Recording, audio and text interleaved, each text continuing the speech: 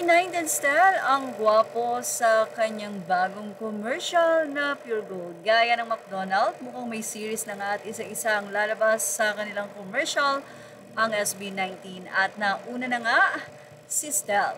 Pure Gold presents Ways, a Pinoy Sari-Sari Story featuring Style Ahero. Litong-lito ka na ba sa pupuntahan mo? Ano na? Saan ang tanungan, takbuhan, sigaw ng bayan, tindahan? Panigurado may ganito kang kwento at pinapaalala ng Pure Gold ngayon na basta mga sari-sari store at mga tindahan, laging maaasahan. Salamat! Pure Gold presents Ways sa Pinoy Sari-Sari Store. Well, hindi nga ina-expect ng 18 na ang nasabi nga pong nakamotor na lalaki na gwapong-gwapo pala ay si Stell. Nakakatuwa dahil naipasok pa nga ang kanilang kanta na Duka. Very, very great acting din kay Stell at sa kasama niyang Aling Edna. Nakakatuwa ang nasabi nga pong commercial dahil ito nga ay magtatanong-tanong kung saan si ganito, kung saan si ganon. At hindi basta-basta ang kanyang language dahil English nga.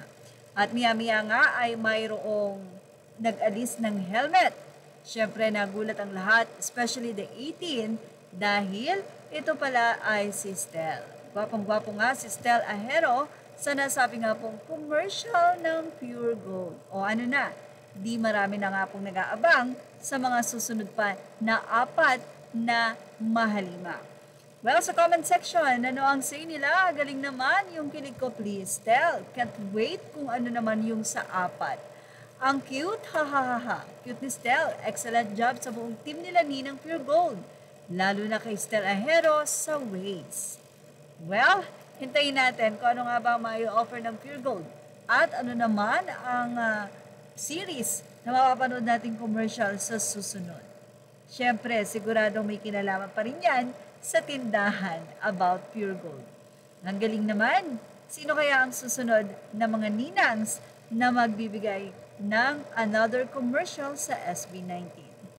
Well, ano pa ang masasay nyo sa inyong Stell Ahero mga 18?